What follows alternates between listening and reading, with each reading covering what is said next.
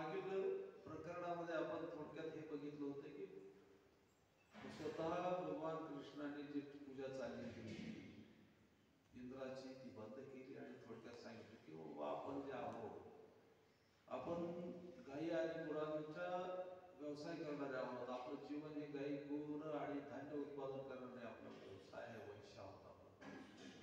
आणि हे सगळं जे पुरवतो पाणी गवत वगैरे जे आहे ते गोवर्धन गिरीराज पुरवतात, त्याचा पुरवठा करतात. म्हणून आपल्याला इंद्राची पूजा करण्याची गरज नाही, तर आपल्याला जे आहे ते गिरीराज गोवर्धनची पूजा करण्याची गरज आहे असं आपल्या वडिलांना त्यांनी सांगितलं नंद महाराजांना, आणि ती पूजा बंद केली.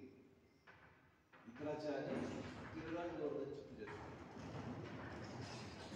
आणि हे वर्णन आपण अगदी सविस्तरपणे मागच्या प्रकरणामध्ये मागच्या अध्यायामध्ये सविस्तरपणे चर्चा केलेली आहे, वाचलेलं आहे. प्रभुपादांचे तात्पर्य त्यामध्ये वाचले की किती विस्तारपणे की कशा पद्धतीने अगदी भगवंत गिरिराजांची कशी सेवा झाली, कशी त्यांना पूर्णतः त्या ठिकाणी भोग लावण्यात आले आणि त्यांनी ते अर्पण केले. आणि ते करत असताना यथायुक्त यथाशक्ती सर्व म्हणजे गोवर्धन वाशीचे लोक होते तर त्यांनी पूर्ण पूजा केली आणि गिरिराज भगवंताला जे आहे ते संतुष्ट केले. परंतु बघा कित्येक वर्षापासून जे आहे ते इंद्राची पूजा चालू होती आणि अचानक बंद केल्यामुळे ह्या श्लोकामध्ये सांगितलंय श्री सुखदेव स्वामी म्हणतात की इंद्राला त्यामुळे प्रचंड क्रोध आला की माझी पूजा एका छोट्या बालक जो आहे या बालकाच्या म्हणण्यावरती बंद केलेली आणि त्या पर्वताची पूजा चालू केली. मी एवढा मोठा इंद्र आहे, काय म्हणतो, मी एवढा मोठा इंद्र आहे. आणि तात्पर्यामध्ये प्रभुपाद सांगतात की इंद्राने उद्धटपणे स्वतःला ईश्वर मानलं. म्हणजे त्यांचं म्हणणं आहे की मी ईश्वर आहे, मी सगळं या ठिकाणी जे आहे सगळ्या देवी देवतांचा ईश्वर मी आहे. आणि हे बद्धजीव जे आहेत हे मूर्खपणाचे आचरण केलेले करतायत. बद्धजीव हे मूर्खपणासारखं आचरण करतात. त्यामुळे तो क्रोधित झाला, संतप्त झाला की माझी पूजा बंद केली आणि एका पर्वताची पूजा चालू केली. आणि त्यामुळे तो प्रचंड संतप्त झाला, खूप रागवला. आणि त्याच्याकडे जी शस्त्रास्त्राचा साठा होता मोठा, तर इंद्र म्हणजे काय की आपल्याला माहिती आहे की पाऊस पाडणारी देवता. मग पाऊस पाडणाऱ्या देवतेकडे साठा असून कुठला असेल की पाऊसच पाडायचा हा साठा जास्त. आणि स्वतःच एक ऐरावत नावाचं शस्त्र, हत्ती आणि ऐरावत आहे, हे दोनच. पण त्यांनी काय केलं की काय आज्ञा दिली किंवा आता यांना म्हणजे बघा की माझी पूजा, अपराध काय केलं की फक्त माझी पूजा करायची. म्हणजे एकीकडे पहा की आपण काय म्हणतोय की चैतन्य महाप्रभू म्हणतात की कीर्तनीय सदा आहे, पण कशा पद्धतीने की मान आपले अपमान याचा न ठेवता दुसऱ्याला मान दिला पाहिजे हा हेतू ठेवला तर कीर्तन होऊ शकतं. पण इथं तर हा इंद्र स्वतःला ईश्वर मानतो आणि स्वतःला फार मोठा भगवान त्याने परमेश्वर मानलाय, स्वतःला म्हटलंय. आणि त्याला ज्यावेळेस त्यांची पूजा बंद केली होती तेवढा प्रचंड क्रोध आला की त्यामध्ये त्यांनी त्या क्रोधामध्ये स्वतःचा जो शस्त्रसाठा आहे त्याच्याकडे जेवढा लिमिटेड होता काय तो पावसाचा, तर त्याच्यामध्ये त्यांनी म्हटलंय की ते पावसाचं जे शस्त्र आहे ते म्हणजे त्या नाव दिलेलं आहे त्याचं सावर्थक नाम, सावर्थक नावाचे मेघ. आता हे सावर्थक नावाचे मेघ केव्हा पाठवले जातात, तर शास्त्रामध्ये असं वर्णन आहे की ज्या वेळेस ब्रह्मदेवाचे एक 12 तास पूर्ण होतात. ब्रह्मदेवाचे 12 तास पूर्ण झाल्यानंतर ब्रह्मदेव झोपेला लागतात, त्यावेळेस या ब्रह्मांडाचा त्यांना प्रलय करायचा असतं, तेव्हा हे सावर्थक मेघ पाठवले. आता ब्रह्मदेवाचे 12 तास म्हणजे कशी आहे, तर 12 तास म्हणजे त्याचं भगवद्गीतेमध्ये असं सांगितलंय की 43 लक्ष त्याला हे झाले वर्ष आपल्या गणनेप्रमाणे, त्याला गुणिले 2 का 12 तास त्याला म्हणजे 24 तासाचं झालं. त्याच्यानंतर त्याला गुणिले 30 म्हणजे हे झाले दिवस, 30 दिवस आणि गुणिले 30 त्याच्यानंतर गुणिले 300 गुणिले 100 एवढं वर्ष तो जगतो. 30 महिने म्हणजे आधी वर्ष. तर एवढा जे गुणाकार येईल तो भगवद्गीतेमध्ये दिलेला आहे. तर एवढ्या गुणाकार इतके त्याचे 24 तास असतात. तर ह्यातले जे 12 तास म्हणजे अर्धे त्यावेळेस सांगतात त्यावेळेस सावर्तक यज्ञ जे आहेत, सावर्तक जे मेघ आहेत हे त्या ठिकाणी ते पाठवतात. तसे मेघ म्हणजे पूर्ण त्यांच्या एवढा क्रोध आला, एवढा क्रोध आला की त्याला ते पूर्ण कोकळच नष्ट करायचं होतं. एवढा प्रचंड राग आला त्या मित्राला. आणि त्यांनी ते मेघ पाठवल्यानंतर त्या ठिकाणी असं वर्णन आहे की मेघ काय असं साधं आपण आता बघतो की मुसळधार पाऊस झाला असं आपण ऐकतो, पण असं काही प्रत्यक्ष बघत नाही. मुसळधार पाऊस याचा अर्थ असा की मुसळ जे असतं ना, आता मुसळ कोणी पाहिलं नसेल बऱ्याच लोकांनी, नवीन पिढी जी आहे त्यांना मुसळ माहीत नाही. कारण काय की मुसळ ही अशी वस्तू असतो लाकडाची की त्याचा एवढा मोठा आकार असतो, ते लांब लचक असतं सरळसोट.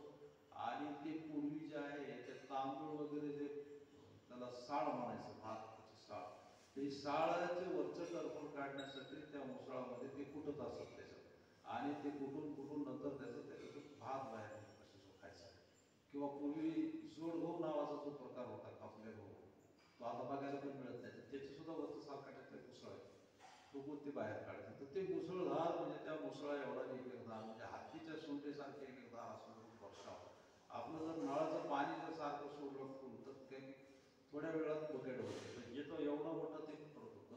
तर अशा पद्धतीने इतकं पाऊस झाला की त्याच्यामध्ये त्यांना लिमिट राहिलं नाही. ते बघा क्रोध जो आहे ना प्रचंड, क्रोधाचं वर्णन जे आहे ते भगवद्गीतेमध्ये सुद्धा सांगितलं की क्रोधात होती समूहात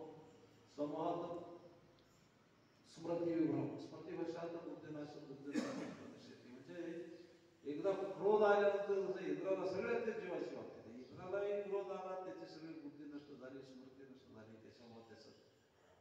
तर या पद्धतीने क्रोधामध्ये काय होतं बघा, आता सुद्धा आपण बघतो रूपात पुढे लिहितात की सद्यस्थिती सुद्धा या सद्यस्थितीमध्ये रूपात पुढे लिहितात की आपल्या समाजामध्ये मिथ्या प्रतिष्ठेचे प्रस्थ वाढत चाललेले आहे. आजही आपण बघतो की सगळ्या जगामध्ये जो राज्य आहे की मीच या जगाचा परमेश्वर असं म्हटलं जातं. प्रत्येक देश, प्रत्येक मनुष्याला वाटतं की मी या जगाचा परमेश्वर आहे. म्हणून काय स्पर्धा चालली, जसं या इंद्राकडं सावर्तक यज्ञ, सावर्तक मेघ हा शस्त्र म्हणून वापरलं, तसं आज शस्त्र कुठली वापरली जाते प्रत्येक देशामध्ये की अणुबॉम्ब तयार करून ठेवलेत. कशासाठी की कुणी काही जर माझ्या विरोधात गेलं, माझी पूजा नाही केली, माझी सत्ता मान्य नाही केली, तर मी हे अणुबॉम्बचं शस्त्र या देशाचा, या गावाचा विनाश करण्यासाठी वापरतो. आणि हे दुसऱ्या महायुद्धामध्ये आपण बघितलेलं आहे. पहिलं महायुद्ध झालं, दुसरं महायुद्ध झालं, हे सगळं हिस्ट्री रिपीट्स. आपण बघतो की इतिहास हा परत परत होतोय.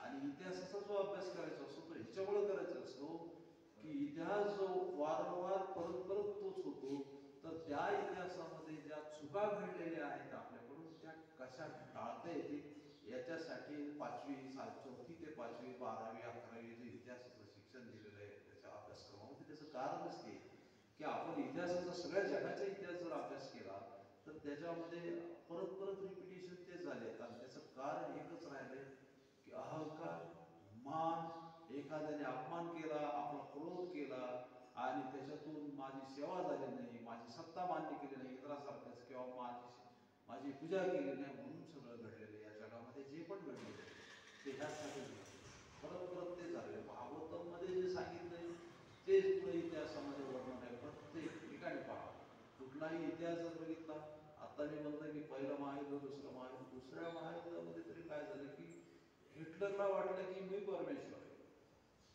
मी या जगाचा परमेश्वर आहे, मला या जगाने सगळं मानलं पाहिजे. त्यांनी पाठवलं की तुम्ही माझी सत्ता मान्य करा आणि ज्या ज्या देशांची त्याची सत्ता, ज्या समूहाने त्याची सत्ता मान्य केली नाही त्या देशावरती त्या समूहावरती त्यांनी आक्रमण केलं.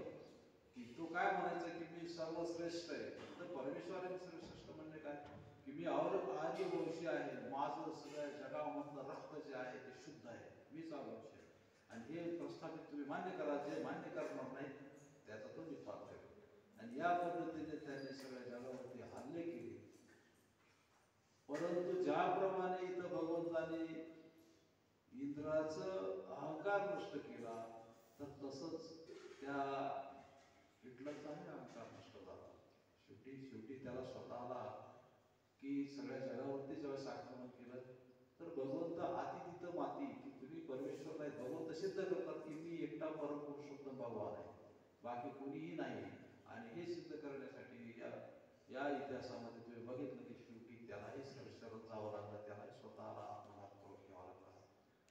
असे प्रत्येक उदाहरण आहेत की ज्या वेळेस कुणाचा अहंकार दुखावला जातो, त्यावेळेस तिथला जो कुणी अहंकारी स्वतःला परमेश्वर मानतो, त्यावेळेस त्याने ते क्रोधात रूपांतर करून समाजाचं हित करण्याचा प्रयत्न केला. तर हा जो नंद महाराजांचा जो समाज होता, नंद महाराज ज्या ठिकाणी गोकुळामधला जो समाज होता, त्या समाजाने याची सत्ता मानली नाही म्हणून त्या ठिकाणी त्यांना नष्ट करण्याचा प्रयत्न केला.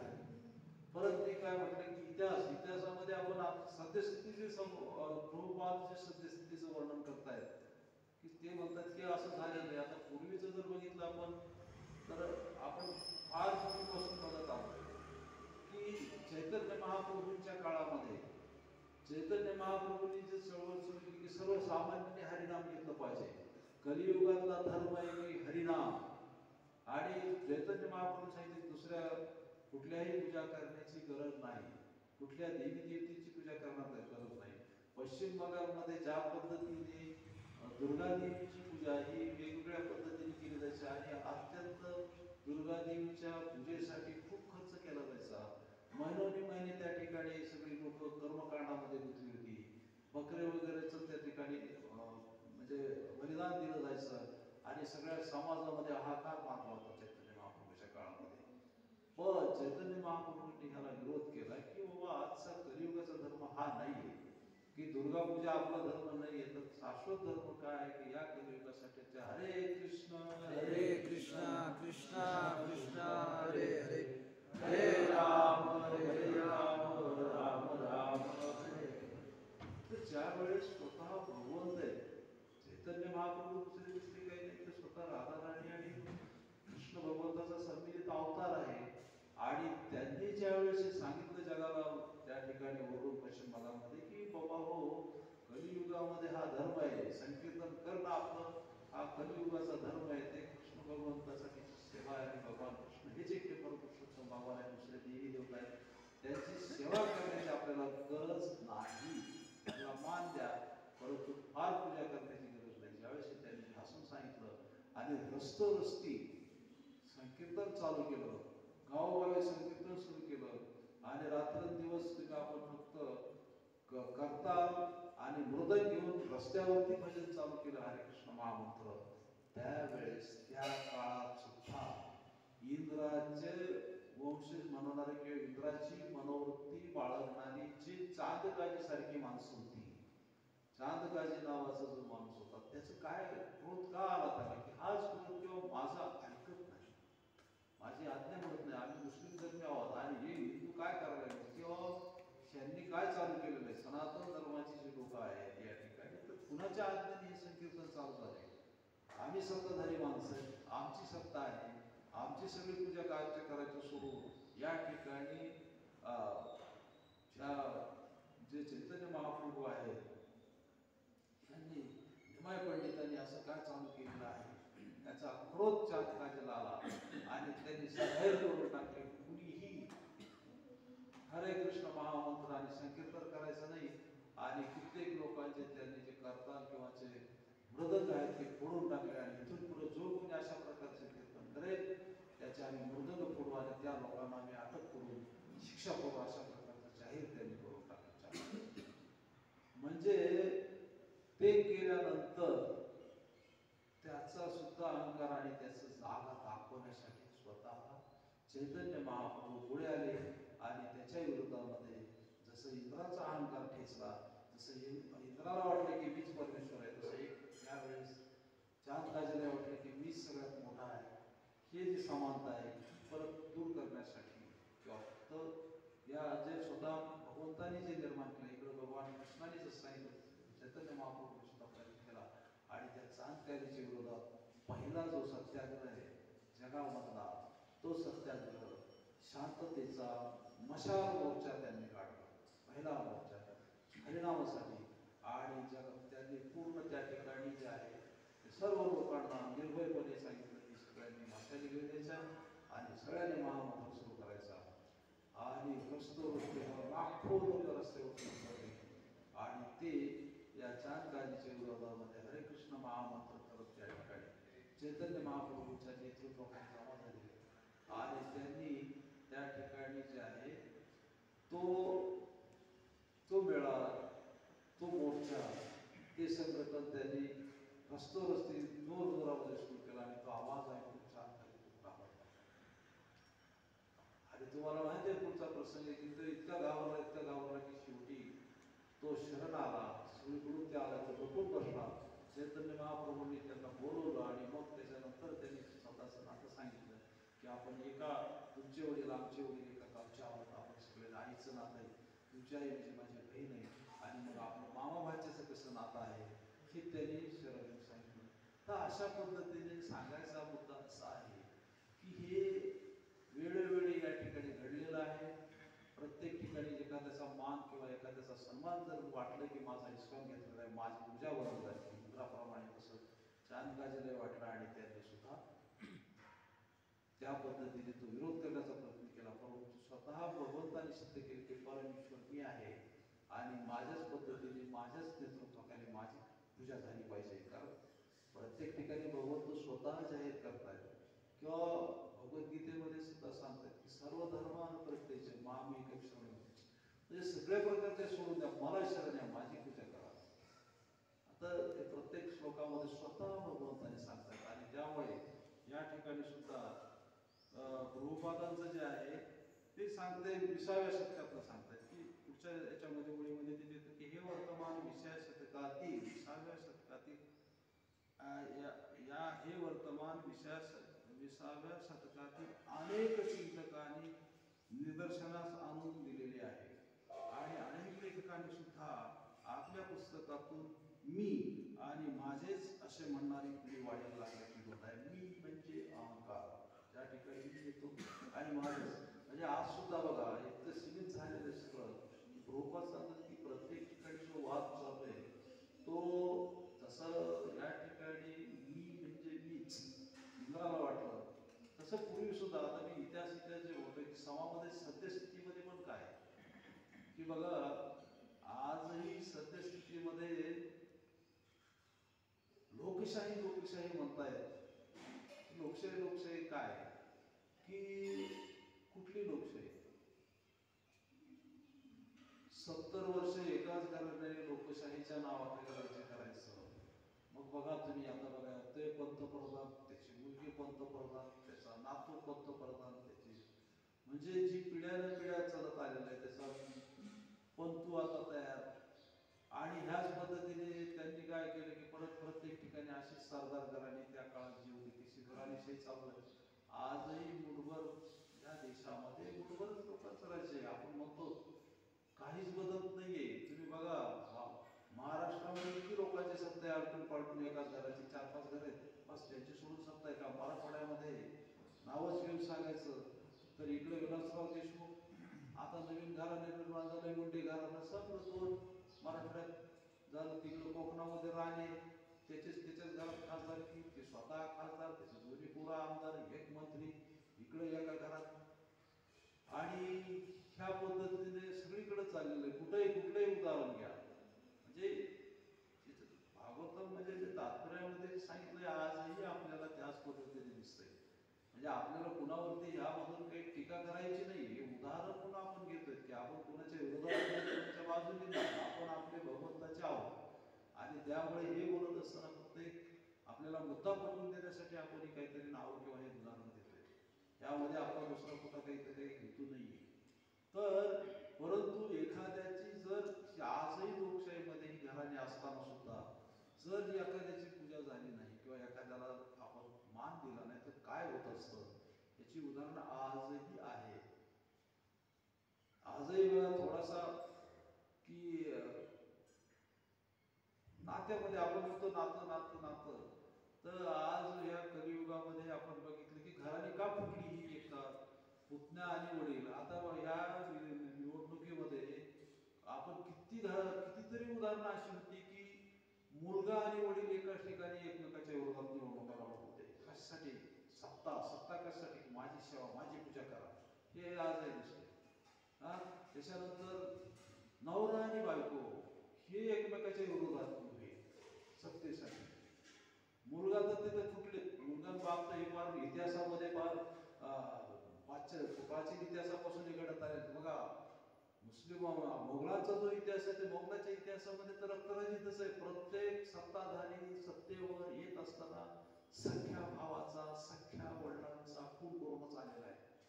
औरंगजेबाने वडिलाला जेलमध्ये टाकलं आणि शेवटी एक विषाचं पूर्ण त्याला मालिश करायला त्याला मारून टाकलं. सख्खे सगळे दारासूर सारखा मान सख्खा भाऊ सगळे भाऊ त्यांनी स्वतः मारून टाकले तलवारीने. तेव्हा तो सत्यावर. त्या आधीचे इतिहास तोच आहे, शहाजहानचा इतिहास तोच आहे, त्याच्यानंतरचे इतिहास तेच.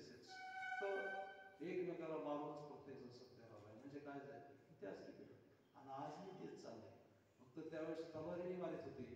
आज तलवारी म्हणून साध्या साध्या लोकांचा उपयोग केला जातो. समाजामध्ये जे इनोसंट लोक आहेत, ज्यांना काही कळत नाही, अशांचा प्यादा म्हणून वापर केला जातो. त्यांना गुन्हेगार बनवलं जातं आणि त्यांच्या मार्फत आपली सत्ता या ठिकाणी टिकवली जाते. तर हे बघा, ह्यामध्ये सुद्धा प्रत्येक ठिकाणी घडलेले आणि त्याचा निपात मात्र भगवंताने केला. म्हणजे शेवटी विजय हा जो आहे ते भगवंताच्या प्रत्येक ठिकाणी. आजही बघा कितीही अत्याचार कुठं झाले, कितीही कुणी अहंकारी असला तरी त्याला शेवटी, कारण त्याला शेवटी मात्र भगवंतच दाखवतात की तुम्ही काही नाही, तुम्ही पूर्ण आहे. तुम्ही काही जरी केलं तरी आम्ही हे बंद करणार आहे. आणि हे प्रत्येक उदाहरण आहे. आज कितीही कुणी गुन्हेगार असले, कितीही सत्तेचे आधार झाले तरी शेवटी फक्त एकच झालेलं आहे आजच्या समाजामध्ये की चांगली लोक सत्तेवर येण्याच्या गुंडच लोक येत आहेत. आणि इंग्रजीमध्ये पूर्वीचीच म्हण आहे ती मराठीमध्ये तिचं ट्रान्सलेशन असेल की गुंडांचं शेवटचं आश्रयस्थान म्हणजे राजकारण आणि राजकारणातून सत्ता. परंतु हे सुद्धा असताना शेवटी भगवंत हे सिद्धांत करतात की गुंडाचं शेवटचं आश्रयस्थान जरी राजकारणातून सत्ता असलं तरीही त्यांचं शेवटचं आश्रयस्थान म्हणजे जेलच आहे. त्यामुळे त्यांना शिक्षा होणारच. तर हे प्रत्येक ठिकाणी आपण हे समाजामध्ये बोलू शकतो, सांगू शकतो. आता ह्यामध्ये जे प्रभुपादांना तात्पर्यामध्ये जे सांगायचंय आणि हे जे दाखवायचंय की या श्लोकामधून की प्रत्येक युगामध्ये देवी देवता जे आहेत ते देवी देवता हे त्यांचं भगवंताच्या ज्या व्यवस्थापनासाठी नेमलेले आहेत. प्रत्येक ठिकाणी त्यांना व्यवस्थापन दिलेले, पण सोडी सत्ता थोडं व्यवस्थापन दिल्यानंतर मनामध्ये मीच कसा सत्ताधारी, माझीच कशी पूजा केली जाते हे कुणामध्ये निर्माण होऊ शकतं. हे जीवाची प्रवृत्ती करत सगळे जीव आहेत आणि प्रत्येक युगामध्ये घडलेलं आहे. परंतु हे घडत असताना ते भगवंत ह्या लीला आहेत आणि ह्या प्रत्येक लीलामध्ये जे आहे ते वेगवेगळ्या लीला आहेत. आता ह्याच्यामध्ये भगवंत कृष्णांच्या जीवनामधल्या ज्या लीला आहेत त्या प्रत्येक लीला वेगवेगळ्या संबंधित, वेगवेगळ्या रसाच्या संबंधित आहेत.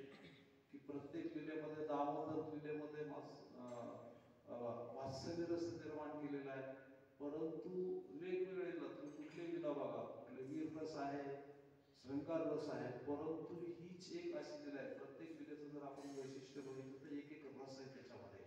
मग ती दामोदर लीला असेल, त्याच्यानंतर तुमचे गोवर्धन लीला वेगळं आहे की याची जीरहरण लीला असेल, त्याच्यानंतर तुमच्या या वीर रसामध्ये वेगवेगळ्या असुरांना ठार करण्याच्या लीला असतील त्या रस असेल.